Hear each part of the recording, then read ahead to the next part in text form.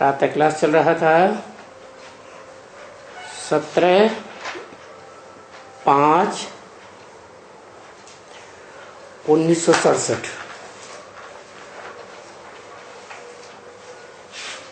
9वें page के मध्य में बात चल रही थी पाठशाला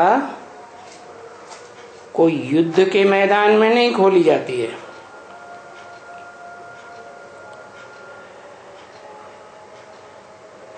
कि युद्ध के मैदान में कोई अर्जुन को गीता ज्ञान सुनाया नहीं, तो ये भी पाठशाला है ना।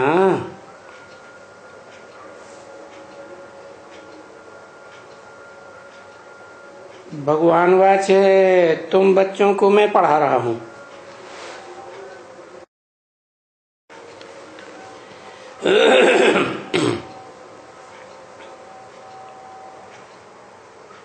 और तुम्हारा सुप्रीम टीचर मैं हूं।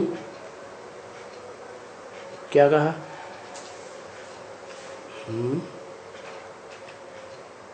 युद्ध के मैदान में तो गीता पाठशाला नहीं होती है, लेकिन शास्त्रों में ऐसी यादगार बनाई दी है। युद्ध का मैदान था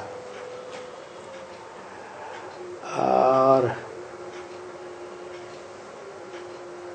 सब धर्म मौजूद थे, सब धर्मावलंबी मौजूद थे।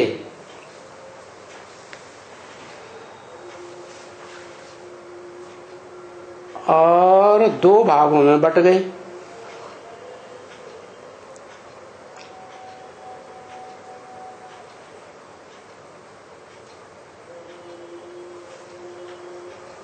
एक भाग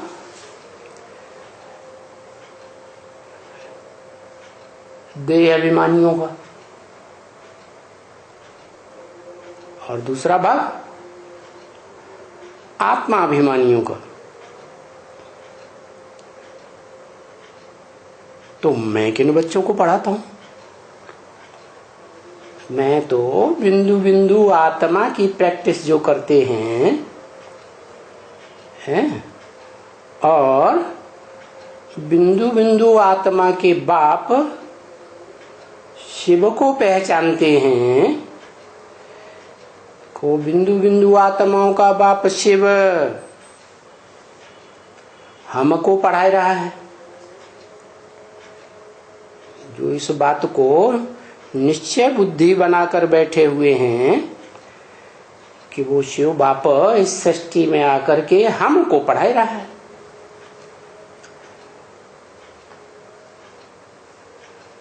तो कैसे पढ़ा रहा है? शिव बाप तो ज्योति बिंदु, वो जन्म मरण के चक्र में नहीं आता, अजन्मा है, इसलिए तीनों कालों का ज्ञाता है।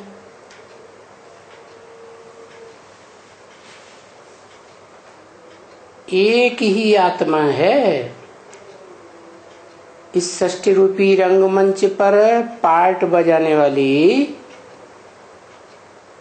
जो इस सृष्टि चक्र के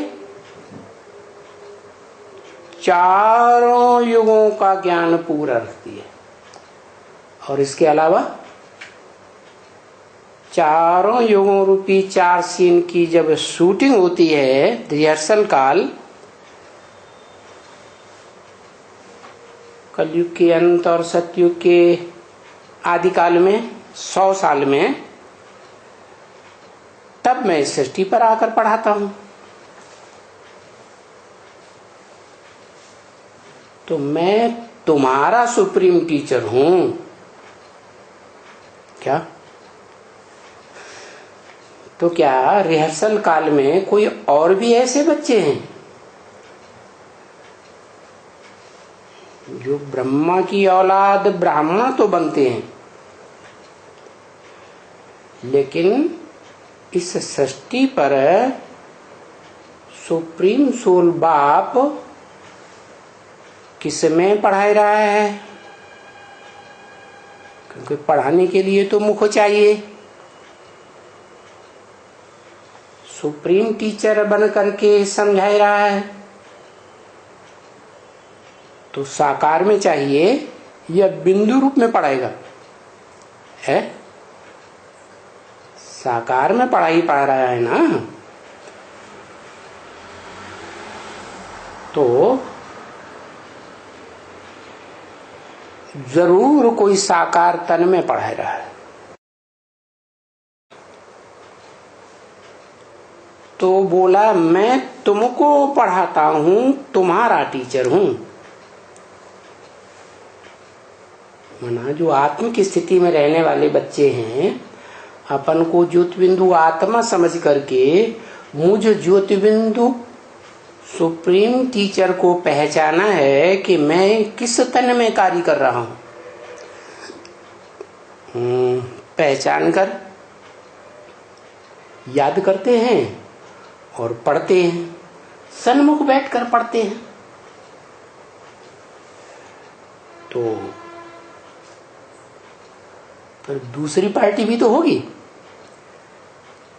शास्त्रों में यादगार लिखी हुई है कि 2 युद्ध की सेनाएं थी, एक पांडव की और एक कौरवों और यादवों की। कौरव तो भारतवासी थे और यादव तो विदेशी थे, भारतवासी नहीं थे। परंतु भगवान विदेशी बनकर आता है या स्वदेशी बनकर आता है? भगवान तो विदेशी बनकर आता है। तो और भगवान के लिए ही कहा हुआ है शास्त्र में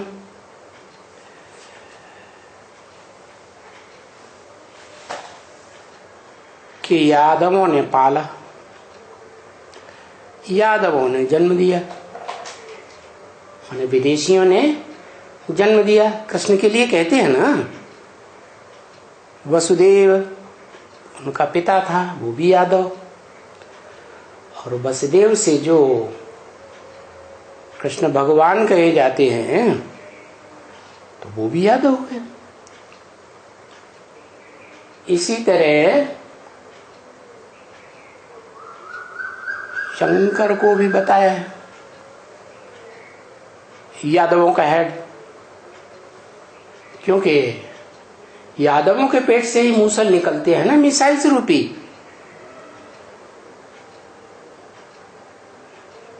तो वो बॉम्ब बनाते हैं और बॉम्ब फोड़ने का भी काम शुरू करते हैं।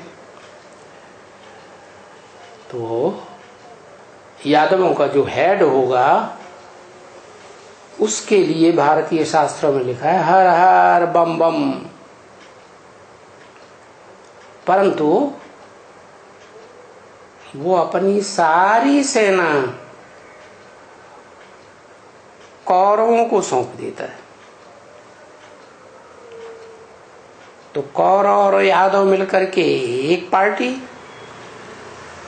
युद्ध करने वाली, और तुम बच्चे पांडव जो पंडा के बच्चे कहे जाते हैं, पांडुपुत्र कहे जाते हैं, वो दूसरी तरफ सेना हो गई।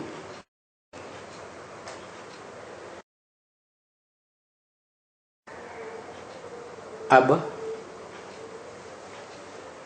जिस तन में आता है वो तो विदेशी हो गया,